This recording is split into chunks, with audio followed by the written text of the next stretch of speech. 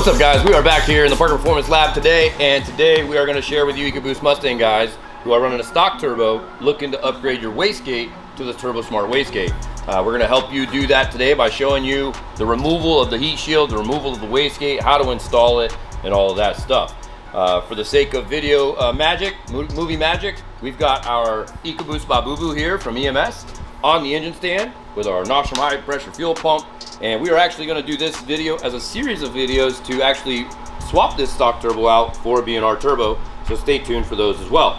But for starters today, we're going to go ahead and show you what tools you need to get, and that way you can get started collecting your tools from your toolbox. And the first thing we're going to do is jump in and start taking off the vacuum lines. All right, Jay. Okay, so we're going to start by removing the vacuum lines. We've got our trusty pair of pliers. As I said, for me, the 90 degrees works best because of the different angles and such, getting the vacuum lines off. You're going to be removing the vacuum line from the compressor as well as from the wastegate. You've just got these little forever clamps. They are the constant squeeze, constant tension, you know, they're forever squeezing. And you're just literally going to clip them, pull them back. There's going to be 3 of them total. Clip them, pull them back. And then what I want you to take note of is while we're doing this, right, is this particular one has a bend in it, right, that comes out of your electronic boost controller.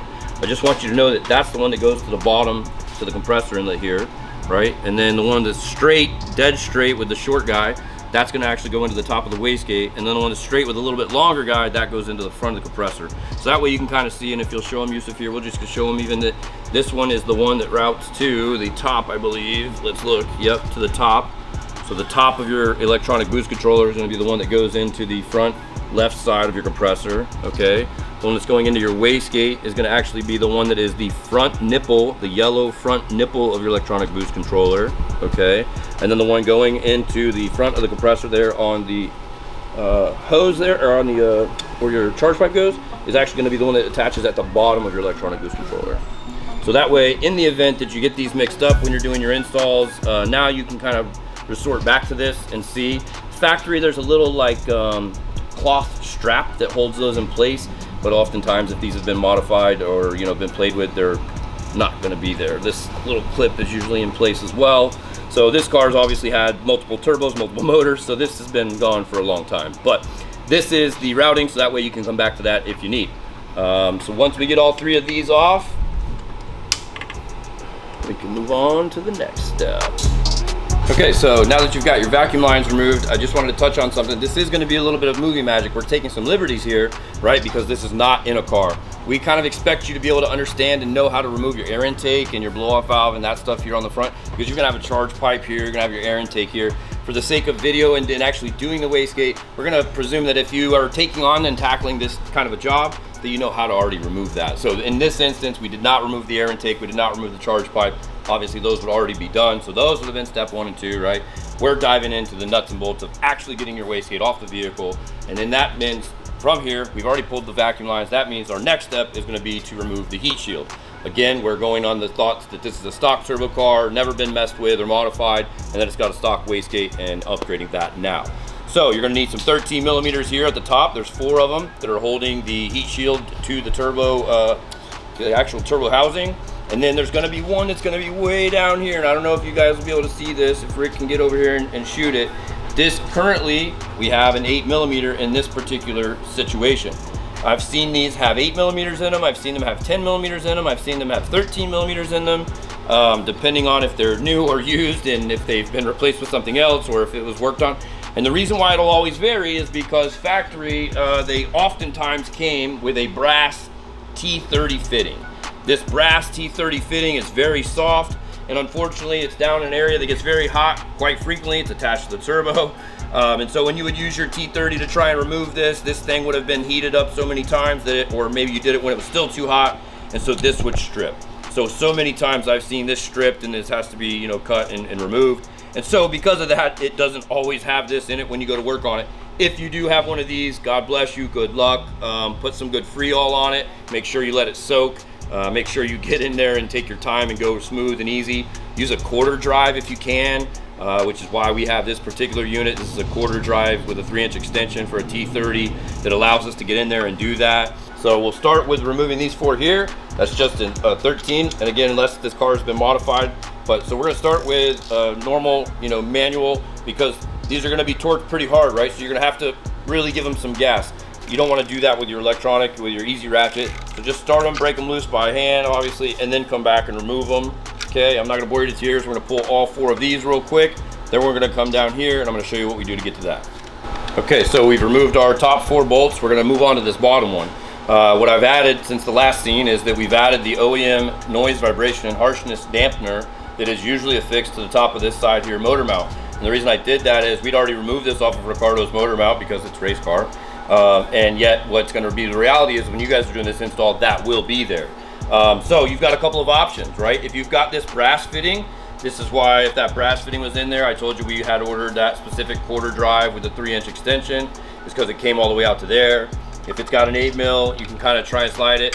What I'll tell you is that all of that is terrible idea. Just remove the NVH dampener, please. It's a single 10 mil. Let's pull that off, and you're gonna give yourself a much better angle at getting to this without damaging it. So 10 mil, let's pull it off. Okay, so now with that removed, you can see we have a much better shot at coming in here, getting our 8 mil on there, and not having any interference. Okay, so for removal of the heat shield, you are gonna have to bend on it. You're gonna need to pull this out, okay? And you're gonna need to kind of bend it a little bit here at the nose. If you look at this and think of it like an elephant with the trunk, you need to kind of bend it a little bit there.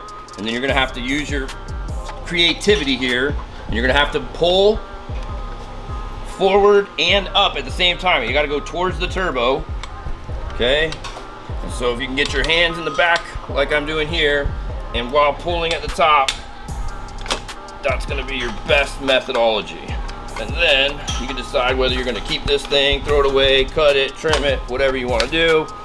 We don't run them on most of our cars, but it's gonna take you, this one's been fit multiple times. I think I've used it 2 or 3 times already in practice. So this is kind of an easier one. It's probably gonna struggle for you a little bit more. So the next step is we've got to remove our Jesus clip, and we call this a Jesus clip because it will go somewhere. As soon as you try to put pressure on it, it'll snap and fly, and you go, Jesus, where'd it go?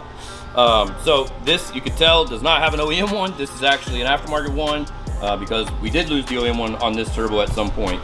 So we are going to go ahead and remove this, but one thing to note is you do not want to remove your 10 mils off the head of the wastegate until we've already removed this.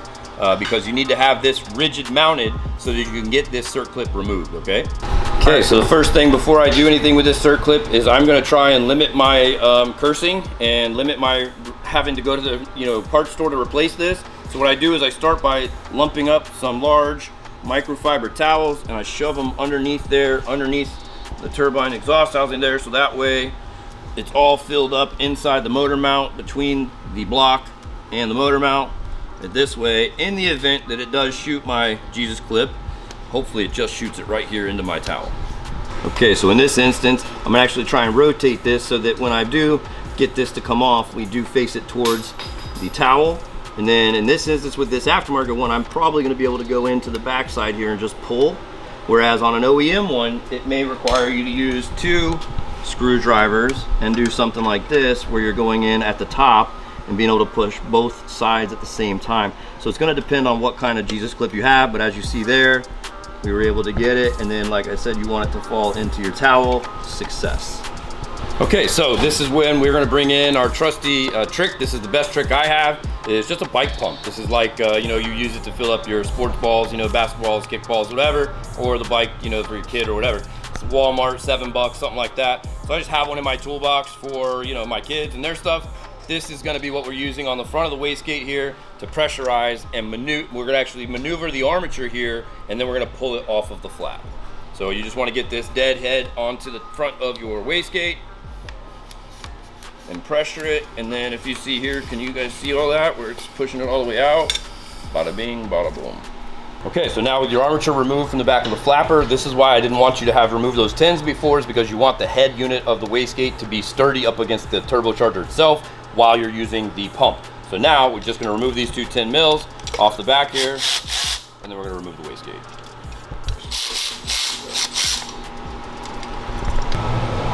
Yeah, he's been going through it. Bro, do we need to talk about something now? Bay 1's open, Code Dog. You can take him down, yeah, bro. Let's fucking take him down, Code Dog. All right, so while we're doing this, I wanted to take the time to show you guys the difference between the different wastegates on the different turbos for these drop-in units for the EcoBoost Mustang. So on the table, we've got an NX2 from Precision, we've got a B&R 600, and we've also got a stock turbo, all with Turbosmart wastegates, so that we can kind of show you the differences here, and with the OEM wastegates on them as well, so that way you can kind of see the differences. So if we'll start here with the NX2, you can see the large OEM NX2 canister. This is a Turbosmart wastegate. This has got a 19 PSI spring in it. And you can see the length here. This is relative to the NX2. You can see the length, and if you'll come down here to the B&R, if you were to have the NX2 unit, you would obviously be able to change your preload based on the clevis here, but I don't know that you're gonna have enough space to suck in the distance to get it to even work on a B&R. Likewise, if you got the wrong wastegate for your stock turbo, same thing, it wouldn't be able to suck in long enough to get to the wastegate armature. So this is specific for the NX2. Then you've got our normal standard Turbosmart wastegate, which is for the stock turbo, which we'll be installing here in a moment. And you can see this is much more relative to both the B&R and then the stock turbo placement here. Now, if you'll notice on the stock turbo here, you see how the length, this is a little bit drawn in. This particular unit may have been tightened and had additional preload added. So before we put this in, we're gonna be changing the preload, and we'll go over that once we're doing so on the car. All right, so you're gonna open up your wastegate from us when we ship it to you from Turbosmart. You're gonna get a little bag of hardware. It's gonna have a couple of washers, a couple of nuts. You're gonna put the washers and the nuts on the back. This is gonna actually where it fixes to the turbo. But you're gonna have the clevis and the nut here to secure it. This, and I forgot to tell you guys about this when we were doing the original tool shots, you are gonna need an 11 millimeter to tighten the bolt, the nut rather, onto the clevis here once you're getting that installed. One of the tricks that I like to do, because I'm an old man and I sometimes will forget something, especially on something as simple as rotating a clevis, is I like to mark. So we're gonna pick one side of the clevis, and I'm just gonna mark it with an orange dot, okay, for right now. And then what that's gonna do is when I'm making my turns, and they're a half turn or full turn, I'm gonna see that that's gonna transfer in front of me, right? And I'm gonna know how many times I turned it. So that just helps me for a visual reference. If you're young and got a strong brain, good luck. I prefer to mark it and have good memory on it. So that's what we're gonna do here. Now we're gonna take it, we're gonna measure it against our stock wastegate, and we're gonna set the initial setting, and then when we actually put it back on the vehicle, we're gonna actually put some preload in it. Okay, so we just kind of discussed me putting this here, and so basically what we're gonna do is we're gonna take this and install it on the turbocharger now. And all we've done here is we've just got it on, and I've got my orange dot facing up so that I know where I'm at. We're gonna actually slide the wastegate onto the turbo compressor here. I'm not gonna worry about affixing the length yet because we're gonna put some preload in it, okay? And just like before, where we needed the head unit to be nice and tight to be able to do the rod, we're gonna do the same thing here. So we're gonna actually go ahead and put our washer and our nuts on the back of these 10 mils, and that way we can then get ready to set our preload. Okay, so we're gonna go ahead and set our preload. What we're gonna be working on here is the flapper needs to be in the forward position, okay? And the wastegate arm should fit with ease, okay? That is not where we're gonna set this. That is like full OEM length with no preload, okay? So you see how, and in the event that you didn't have this set up right, then all you need to do is kind of push here. If you look at my thumb over here, boys, just push here, okay? Move the armature down, and then this is where that dot comes into reference. Is you just move it backwards or forwards based on where you need to be to get this to line up, because you want it to go on nice and smooth. So now we're gonna set the preload, which we're gonna do by going an additional 3 millimeters, and we're gonna get that, we're gonna achieve that by rotating our clevis 4 full turns. So half turn, 1, 2, 3, and 4 full turns. So we're gonna just go ahead and temporarily run our nut down in place to our clevis. See, our clevis can still move. We're not gonna get anything crazy. And then we're gonna go ahead and push this forward. And now you can see we have the preload that I'm talking about. So now our arm no longer reaches the flapper in the fully closed position. So now this is why we went ahead and put the 10 mils in the back and attached the front of the wastegate to the compressor, so that now we can use our pump to get it onto that. Your flapper is going to want to fall down. So we're going to use that large screwdriver we used earlier to get the Jesus clip off. We're just going to kind of wedge it here. And what we're going to do is we're going to put the pressure on with the front of the pump. We're going to extend the armature out. Then you're going to have to come back here and kind of touch them at the same time to get them to clip in. And I'm going to make it look easier than it is probably. You might have to fight this multiple times. Okay. Now, we're gonna put our pump in. We're just gonna try and get enough pressure on it. And so now I know that my screwdriver is holding that, and should be able to. Like I said, I may make it look a little bit easier than it is. You may have to fight with that a good little bit, but that's our preload, 4 full turns, 3 millimeters, and we're in. Okay, so once you've got the armature on, the next thing we're gonna do is set our nut here at the end of our clevis and then install our Jesus clip. So you're just gonna use that 11 millimeter that I forgot to tell you about in the beginning of the video, but that I reminded you about here. So you're just gonna make sure that you can get it good and tight, okay? And then once I've done that, we're gonna go back to our marker and we're gonna just put us a reference line here from that nut to the clevis. And then this way, we know if we start having boost issues, we know that the time that we installed it, that these two, this was the starting point. So if it backs off, right, and you see this orange line down here, then that could tell you that the nut had backed off and maybe the clevis could have wiggled and you could have boost command issues. So doing this is gonna be a good trick for you for going forward for maintenance and knowing what you've done if you've got some issues going on with your boost reference. Not an OEM one, but you're still gonna install it the same way. You kinda wanna get it lined up there. You're kinda gonna get it going. And remember, we didn't remove our towels, but you're gonna have to give it some pretty excessive amount of force, and you may be able to do it with your bare fingers. Most oftentimes, we go back to our big screwdriver and we utilize that screwdriver to give it the force that we need, and then you heard it lock into place. So just make sure that you don't lose it. Hopefully it's gonna fall into your nice little bed of towels in the event that it does fall. But now you're complete. And at this time you can decide whether or not you're gonna put your OEM heat shield back on. If you do, obviously you're gonna have to fish that through here, tighten it, fasten it back to the top side of the turbo. If you don't, so tighten your nuts and send your tune in. So for those of you guys that are gonna run the heat shield, you're gonna pull, obviously you gotta pull out your microfibers, and then you have to work on fishing your heat shield back in. So the main thing you're gonna worry about here is just having to work it in.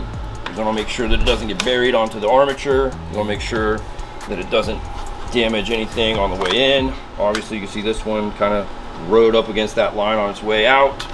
And then you're just gonna have to work on rotating the old gal in. And then you can see she kind of just popped into place.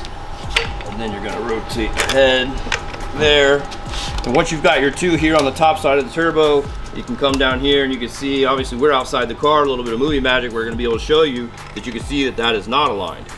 You may need to use a mirror inside the vehicle. You may need to have a, you know, like a borescope or something, whatever you need to use to get in there to see that. Obviously we're kind of cheating the system because it's outside of the vehicle, but do not tighten all 4 of those bolts until you at least get something in here so that you know that it's actually lined up with your hole.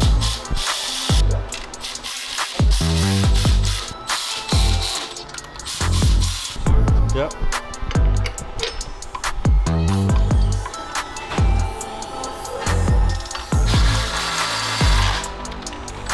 So once you've locked down your top 4 and your bottom 8 on the heat shield, you've installed your NVH dampener back on your motor mount. The next thing and the last thing that you need to do is hook up your lines back to the wastegate and the compressor. If you remember, our 90-degree deal came down here to the bottom. Our straight guy with the little bit longer,